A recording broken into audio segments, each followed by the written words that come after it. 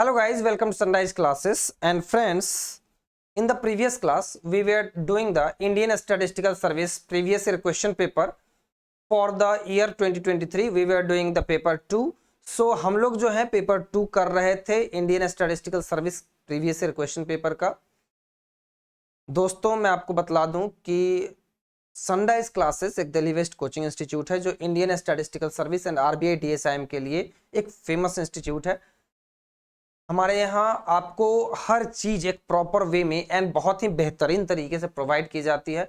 आप सब लोगों से एक विनम्र निवेदन है कि जब भी कभी पढ़ाई करें तो मैं हमेशा कहता हूं कि consistency makes the man perfect.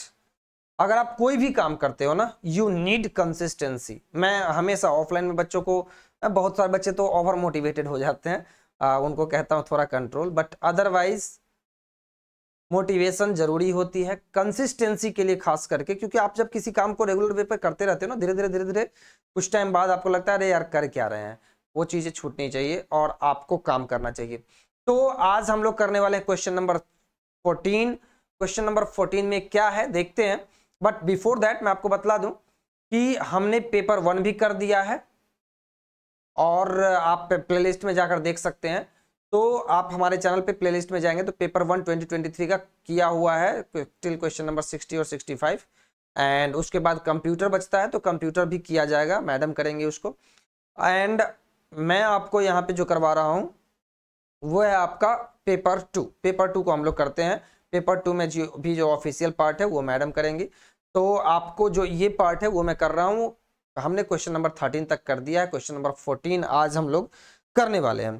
तो क्वेश्चन नंबर 14 हम देखते हैं जरा कि क्या है हमारा क्वेश्चन। ध्यान रहे, कोई भी अगर प्रॉब्लम आती है आप हमें इस नंबर पे कॉल करके बतला सकते हैं। ये जो अपना नंबर है 8227056819 का, इस नंबर पे आप कॉल करें और इंक्वायरी टीम से बात करें। What ever queries you have you can ask. Now let me see the question first. तो कंसीडर द फॉलोइंग डिस्ट्रीब्यूशन, कहता है कि नीचे के जो डिस्ट्रीब्यूशन है उनको देखिए। चलिए कंसीडर कर लिया। पहला कहता है बर्नूली डिस्ट्रीब्यूशन 1 एंड थीटा, दूसरा कहता है Poisson distribution p theta, and तीसरा कहता है Cauchy distribution c theta, 1, and चौथा कहता है logistic distribution with location parameter theta. अगर आप हमारे यहाँ के स्टूडेंट हैं तो आपको पता होगा कि इसमें से हमने सारे डिस्ट्रीब्यूशन के बारे में बतला दिया है कि किस में MLR प्रॉपर्टी यानी मोनोटोन लाइक्लीहुड रेशियो प्रॉपर्टी है या नहीं। तो मैं आपको डायरेक्टली बतला रहा हूं रीजन। इसका आंसर 2 मैं निकालना भी सिखा दूंगा अभी सिखा दूंगा आपको कि कैसे पता चलता है कि मोनोटोन लाइक्लीहुड रेशियो है या नहीं है। लेकिन पहले हम आपको आंसर बतला देते हैं। इस केस में जो आंसर है वो है कॉची डिस्ट्रीब्यूशन, सॉरी ये Cauchy, third one. Cauchy distribution जो अपना है इसके पास MLR प्रॉपर्टी नहीं है। कॉची डिस्ट्रीब्यूशन के पास MLR प्रॉपर्टी नहीं है, अदरवाइज सबके पास MLR प्रॉपर्टी है। Got my point. तो कॉची डिस्ट्रीब्यूशन को छोड़कर और सबके पास MLR प्रॉपर्टी आपका है। तो हम लोग क्या करने वाले हैं, इसका आंसर हो जाएगा कॉची डिस्ट्रीब्यूशन नहीं है। और यहां जो ऑप्शन दिया है वो दिया है only 1, only 2, only 3, तो only 3 होगा। अब किसी बच्चे का क्वेश्चन हो सकता है सर व्हाट इज MLR, तो मैं आपको बतला दूं कि MLR प्रॉपर्टी हाइपोथेसिस टेस्टिंग के अंदर एक ऐसा गेम है, एक ऐसा प्रॉपर्टी है जो वैसे ही उतना ही इंपॉर्टेंट है जितना कि कंप्लीट सफिशिएंट स्टैटिस्टिक का इंपॉर्टेंस है uniformly minimum variance unbiased estimator निकालने के लिए। जैसे uniformly minimum variance unbiased estimator अगर निकालना है, if we have to find uniformly minimum variance unbiased estimator, then हमें जरूरत होती है किसकी, we need then the complete sufficient statistic in hand, something like that. If we have a family of distribution for which if there exists the MLR property, that is if that family follows monotone likelihood ratio property, monotone likelihood ratio property को अगर वो family cover करता है या फिर उस family में जो मेंबर्स आते हैं वो आपके मोनोटोन लाइक्लीहुड रेशियो के होते हैं, उसको सेटिस्फाई करते हैं, देन इन सच केस हम ये कह सकते हैं कि यूएमपी टेस्ट एग्जिस्ट करता है। और मैं इसको अच्छे से आपको लिख के दिखाता हूं, तो आप चाहें तो इस लाइन को लिख भी सकते हैं, और अदरवाइज मैं आपको सिंपल सा बतलाता हूं। जैसे आपको पता है ना, uniformly minimum variance unbiased estimator निकालना आसान नहीं होता, लेकिन अगर हमारे पास कंप्लीट सफिशिएंट स्टैटिस्टिक है तो uniformly minimum variance unbiased estimator निकालना आसान होता है। इसी तरीके से अगर हमें यूएमपी टेस्ट निकालना है तो बहुत इजी नहीं होता for the composite hypothesis at least. लेकिन अगर हमारे पास पता है कि एमएलआर प्रॉपर्टी को सेटिस्फाई करता है ये पार्टिकुलर रैंडम सैंपल, इसका मतलब हो गया कि अब हमें यूएमपी निकालना आसान है। एक छोटा सा टेबल देता हूं और आसानी से बन जाता है। तो वो टेबल बाद में बतलाऊंगा क्योंकि उस टेबल जो है इस क्वेश्चन का हिस्सा नहीं है, लेकिन हाँ ये जरूर बतलाता हूं कि एमएलआर प्रॉपर्टी को पता कैसे करते हैं कि किसी पार्टिकुलर फैमिली के पास एमएलआर है और किसी के पास नहीं है। अगर मुझे एक बात कही जाएगी, हमें आपको कहा जा सकता है ना कि let x1 x2 xn, let x1 x2 xn is a random sample from fx theta, यही कहा जाएगा fx थीटा। तो आप कहेंगे सर मैं l थीटा निकाल लेता हूं, ध्यान रहे, आप कहेंगे सर मैं l थीटा निकाल लेता हूं। l theta is the likelihood function, आपको पता है l theta is the likelihood function, और इसको हम लोग कहते कैसे हैं, product over i equal to 1 to n f x i theta, या f theta given x i, है ना, x i की वैल्यू तो दी गई है, तो xi की वैल्यू दी गई है, उसके कॉरेस्पॉन्डिंग इसको हम निकाल लिए। अब कहता है कि अगर मैं एक वैल्यू लूं थीटा का, जिसको वैल्यू मैं कहूं थीटा डैश, ठीक है, थीटा की एक वैल्यू लूं थीटा डैश, और एक वैल्यू और लूं जिसको मैं कहूं थीटा, ठीक है, थीटा की वैल्यू, थीटा की बात करता हूं, क्लियर। सो अगर theta dash greater than theta, दो वैल्यू लूं, या फिर ऐसे कह सकते हैं और ये कह दीजिए कि थीटा 1 ग्रेटर देन थीटा 2 लूं, तो फिर क्या कहता है, जरा सा गौर कीजिए।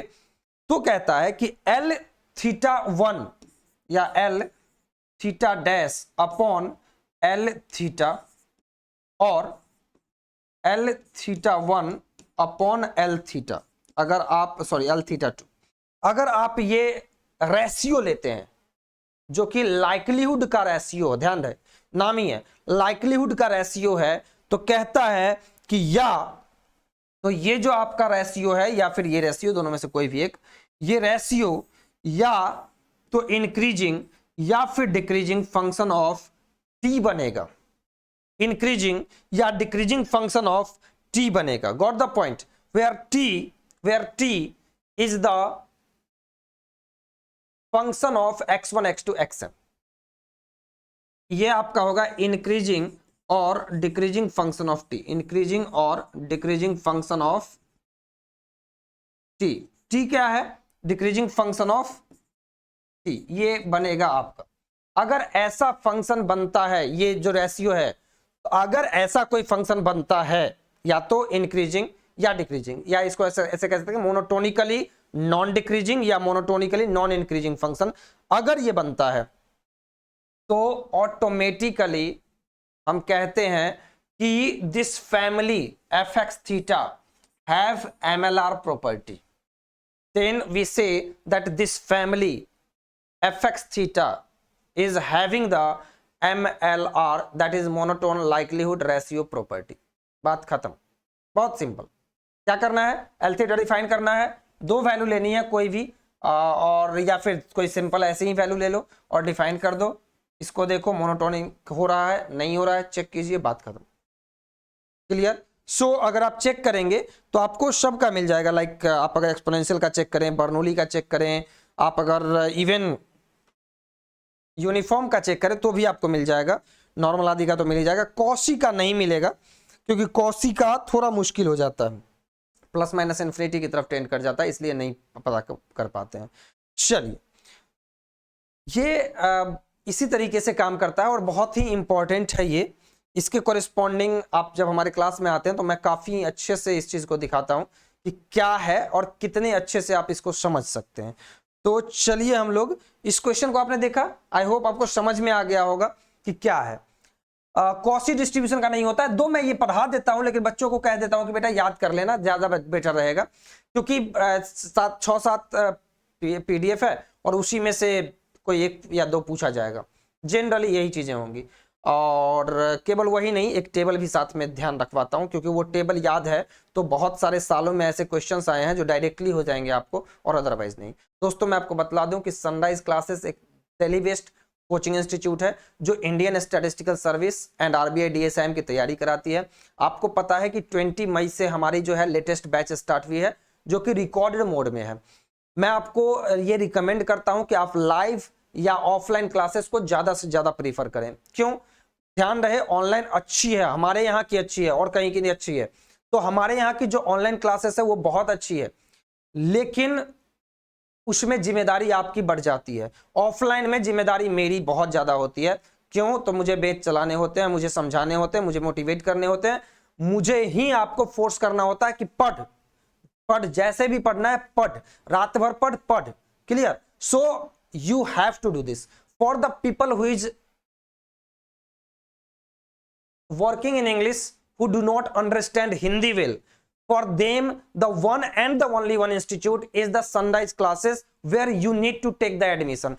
There is no other institute in India who is offering the classes in the English language only for the Indian Statistical Service or for the RBI DSM. So it is mandatory for those people who is not understanding Hindi and who is finding out the coaching institute who is giving the entire lectures in English, thorough lectures in English. So you should join only the Sunrise classes and none other than the Sunrise classes, because we are the ultimately only one institute who have started from the previous years to give the entire courses in English only. So you should join the English only session as well. So that's all for today. We will meet again in the next session and we'll do the next questions here. Thank you.